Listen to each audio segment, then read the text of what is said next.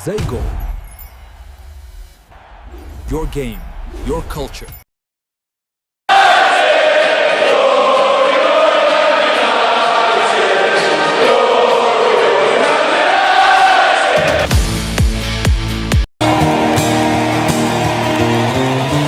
I was born to be united. When I was just a baby. ሰላም ውድ አድማጭ ተመልካቾቻችን እንደምን አላችሁ? ዛይጎል በአዲስ ስፖርታዊ ዘገባ ተመልሷል። ዛሬ በአዲስ ስፖርታዊ ቅኝት አብረናችሁ ልንቆይ ወደድን። በዛሬው ፕሮግራማችን የማንቸስተር ከተማ ኃያል ክለብ የሆነውን ማንቸስተር ዩናይትድን ለመዳሰስ ምርጫችን አድርገናል። አብራችሁን ቆዩ።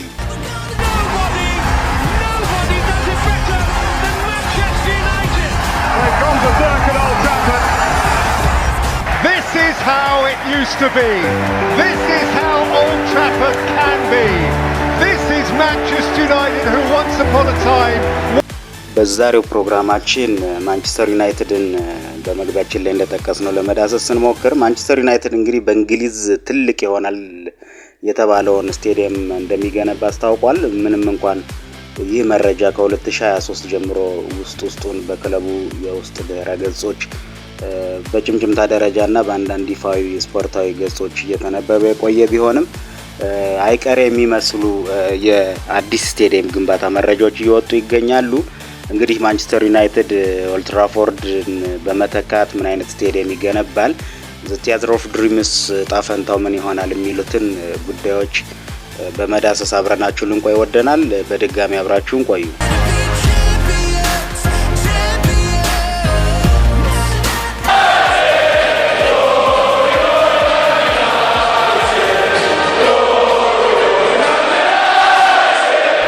This is how Old Trafford can be. This is Manchester United who once upon a time were never. እንደዛሬው በእንግሊዝ እግር ኳስ ያለው ኃያልነት ከመቀዛቀዙ በፊት የኦልድ ትራፎርዱ ክለብ ማንቸስተር ዩናይትድ በ148 ዓመት መውጣትና መውረድ የረጅም የክለቡ ታሪክ በርከት ያሉ ዋንጫዎችን ያነሳና ስኬታማ በእንግሊዝ እግር ኳስን ኃያልነት ሚዛን የደፋ ክለብ እንደሆነ እናስታውሳለን። እንግዲህ ክለቡ በ148 ዓመት የክለቡ ረጅም ታሪክ 20 ፕሪሚየር ሊግ፣ 3 የአውሮፓ ቻምፒዮንስ ሊግ እና 13 የኤፍኤ ካፕ ዋንጫዎችን ጨምሮ 69 ዋና ዋንጫዎችን በማንሳት ጭምር የስኬት ባለ ታሪክ ክለብ እንደሆነ እናስታውሳለን። ይህ ክለብ ከዚህ ከዋንጫዎች ማሸነፍና ስኬት ጎን ለጎን በሀብትና በደጋፊ ብዛት ታላላቅ ከሆኑት የዓለማችን ክለቦች ቀዳሚው ነው ማለት ይቻላል።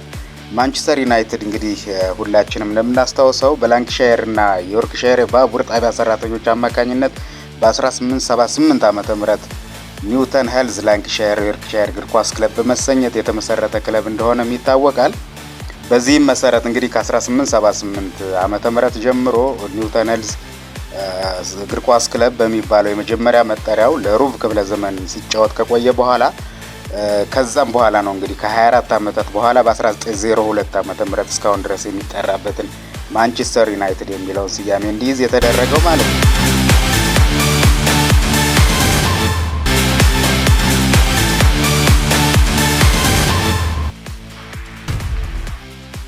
ቀይ ሰይጣኖቹ ማንቸስተር ዩናይትዶች እንግዲህ ከተመሰረቱበት 1878 ዓመተ ምህረት ጀምሮ እስከ 1893 ላይ 15 ዓመታትን ኖርዝ ሮድ በተባለ ስቴዲየም ሲጫወቱ እንደቆዩ ሁላችንም እናስታውሳለን። ስቴዲየሙ 15000 ተመልካቾችን ወይም ደግሞ 15000 መቀመጫዎች ነበሩት። በኋላም ከ1893 እስከ 1910 ለ17 ዓመታት ባንክ ስትሪት በተባለ ስቴዲየም ሲጫወት ቆይቷል። ነገር ግን ባንክ ስትሪት ስራ ሲጀምር በ12000 መቀመጫዎች ጀምሮ በኋላም በክለቡ የቦርድ አመራሮች መቀመጫው የደጋፊ ብዛት ከጊዜ ወደ ጊዜ እየጨመረ በመምጣቱ ምክንያት 50000 መቀመጫ እንዲይዝ ተደርጎ በርከት ላሉ ዓመታት አገልግሎት ሲሰጥ ቆይቷል። ወይም ደግሞ ማንቸስተር ዩናይትድ ለ17 ዓመታት በዚሁ ባንክ ስትሪት በተባለ ስቴዲየም ሲገለገል ቆይቷል። በስተመጨረሻም እስካሁንም እየተገለገለበት ወደሚገኘው በቅጽል ስሙ ዘ ቲያትር ኦፍ ድሪምስ ይሉታል ወደሚሰኘው የኦልድ ትራፎርድ ስታዲየም በ1910 ወይም ደግሞ ኦልድ ትራፎርድን በ1910 በመገንባት እስካሁንም ድረስ ክለቡ እየተገለገለበት ይገኛል።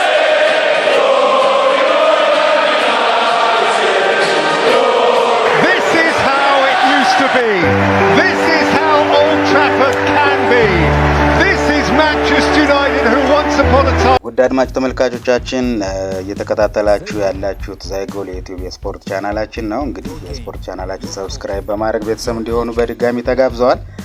ማንቸስተር ዩናይትድን በተወሰነ መልኩ እየዳሰስ እንገኛለን። እንግዲህ ማንቸስተር ዩናይትድ እንደሚታወሰው ከዚህ የታሪክ ግጥምጥሞች በኋላ ማንቸስተር ዩናይትድ በዚህ ሜዳ እጅግ በርካታ ስኬቶችን ወይም ደግሞ በኦልድ ትራፎርድ እጅግ በርከት ያሉ ስኬቶችን መጎናጸፍ የቻለ ክለብ ነው። በተለይም ሰር አሌክስ ቻፕማን ፈርጉሰን ከስኮትላንዱ አበርዲን ክለብ በ1986 ካመጣ በኋላ 13 የፕሪሚየር ሊግ፣ 2 የአውሮፓ ቻምፒየንስ ሊግ፣ 5 የኤፍኤ ካፕ፣ 10 ኮሚኒቲ ሺልድ፣ 2 የአውሮፓ ሱፐር ካፕ፣ 1 የዓለም ክለቦች ዋንጫ፣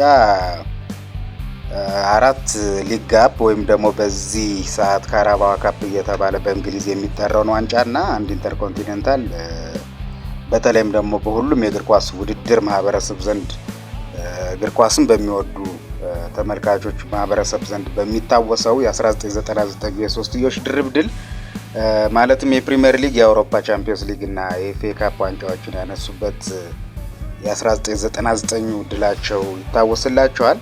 እንግዲህ አሌክስ ፈርጉሰን ኦልድ ትራፎርድ ከመጡ በኋላ በ27 ዓመት የክለቡ ቆይታቸው 38 ዋና ዋንጫዎችን በማንሳት በኦልድ ትራፎርድ ስቴዲየም ዘመን የማይሽረው ደማቅ ታሪክን የጻፉ ሰው ናቸው። ማንቸስተር ዩናይትድም እንግዲህ ለዚህ ላበረከቱት አስተዋጽኦ በእንግሊዝ በብዙ ስራዎች የክብር ሽልማት ተደርጎ የሚወሰደውን የሰርነት ማዕረግ እንደሰጣቸው እናስታውሳለን።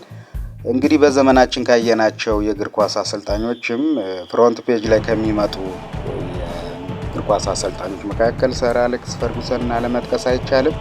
እጅግ በጣም በማንቸስተር ዩናይትድ ደማቅ ታሪክ ያላቸውና በክለቡ ደጋፊዎች ዘንድ እስካሁንም ሲነሱ ሲታወሱ የሚኖሩ ሰው ናቸው። አሌክስ ፈርጉሰን እንግዲህ ከሳቸው የ2013 የክለቡ ስንብት በኋላ ምንም እንኳን ማንቸስተር ዩናይትድ ወደ ቀደመ አቋሙ መመለስ ባይችልም አሁንም ድረስ ፈርጉሰን አለማስታወስ አይቻልም። እጅግ በጣም ስኬታማ አሰልጣኝ ነው ተብሎ መውሰድ ይቻላል።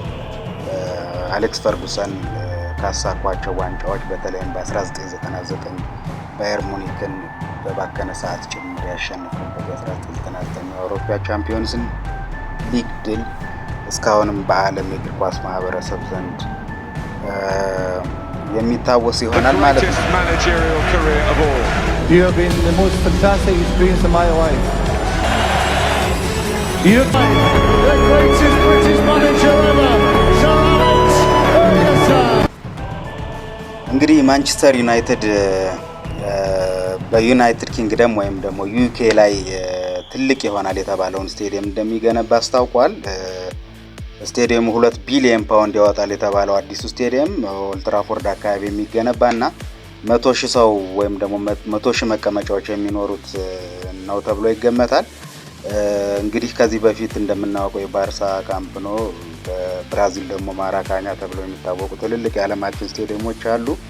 ነገር ግን በእንግሊዝ ትልቁ ነው ተብሎ የሚወሰደውን ይህንን አዲስ ስቴዲየም ለመገንባት ማንቸስተር ዩናይትድ አስቧል ወይም ደግሞ ውጥኖች አሉ። የዩናይትድ አጋር ባለቤት የሆኑት ሰር ጂም ራትክሊፍ እንዳስታወቁት ከሆነ በዓለማችን ግዙፉን ስቴዲየም የመገንባት እቅድ እንዳላቸው ተናግረዋል። ስቴዲየሙ በ5 ዓመታት ተገንብቶ እንደሚያልቅና ክለቡ ማንቸስተር ዩናይትድም የስቴዲየሙን እቅድ ይፋ ያደረገው ኦልድ ትራፎርድ ማደስ አሊያም አዲስ ስቴዲየም መገንባት የሚል ምክክር ካደረገ በኋላ እንደሆነ ተሰምቷል። ኦልድ ትራፎርድ እንግዲህ ከአውሮፓውያኑ 1910 ጀምሮ የማንቸስተር ዩናይትድ ስቴዲየም ሆኖ አገልግሏል። ይህ ስቴዲየም እንግዲህ ላለፉት 116 ዓመታት ግልጋሎት እየሰጠ ቆይቷል። የስነ ህንጻ ኩባንያው ፎስተር ኤንድ ፓርትነርስ ስቴዲየሙ የጥላ ቅርጽ እንደሚኖረውና ግዙፍ አደባባይ እንደሚኖረው ማሳውቋል። ከዛ በተጨማሪ እንግዲህ በአሁኑ ወቅት ምናልባትም ማንቸስተር ዩናይትድ ከውጤት ማጣት ቀውስ ጎን ለጎን በአሁኑ ወቅት 1 ቢሊዮን ዶላር ዕዳ ያለበት ማንቸስተር ዩናይትድ ለህንጻው ግንባታ ወጪ ገንዘብ ከየት እንደሚያገኝ ይፋ አላደረገም። ነገር ግን የክለቡ ዋና ስራ አስፈጻሚ ኦማር ቤራዳ ግንባታውን የምናከናውንበት ገንዘብ እንደምናገኝ እርግጠኛ ነኝ የሚል አስተያየት ሰጥተዋል። ማንቸስተር ዩናይትድ የአዲሱ ስቴዲየም ግንባታ 92,000 የስራ ዕድሎች እንደሚፈጥርና 17,000 አዳዲስ መኖሪያ ቤቶች እንደሚገነቡ በዚሁ በመግለጫው አሳውቋል። ከዚህ ጎን ለጎን እንግዲህ ለእንግሊዝ ጠቅላላ የምጣኔ ሀብትም 7.3 ቢሊዮን ፓውንድ እንደሚያስገኝ አስታውቋል። እንግዲህ ይህ ስቴዲየም ሲገነባ ተጨማሪ የስራ ዕድሎችን እና በእንግሊዝ ኢኮኖሚ ላይ የራሱ የሆነ ኢምፓክት ይኖረዋል ተብሎ ይታሰባል። ስቴዲየሙ ሲጠናቀቅ እንግዲህ በአመት ከቱሪዝም መስህብነት በተጨማሪ 1.8 ሚሊዮን ሰዎች እንደሚጎበኙት ይገመታል።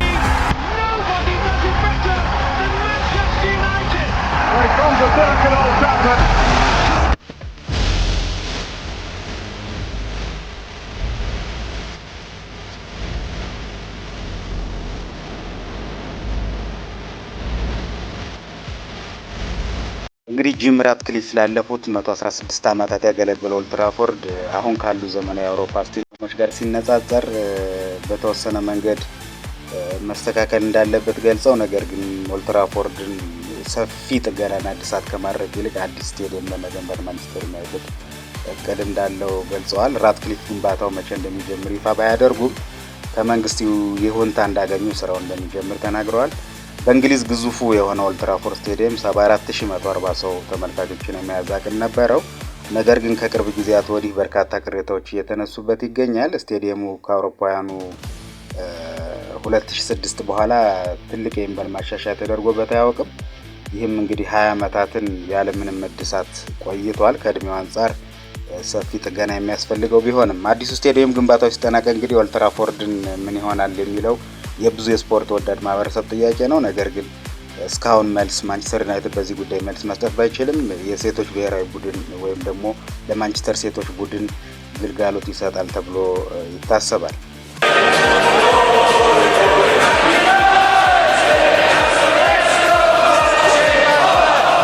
እንግዲህ ውድ የዛይጎል የስፖርት የዩቲዩብ ቻናል አድማጭ ተመልካቾቻችን በዛሬው ፕሮግራማችን ስለ ማንቸስተር አሁናዊ ጉዳይና አዲስ ስላሰበው ስቴዲየም ግንባታ ዙሪያ መረጃ ስናደርሳችሁ ቆይተናል።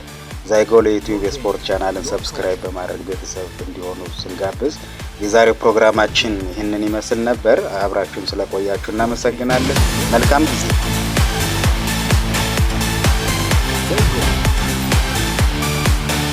Your game, your culture.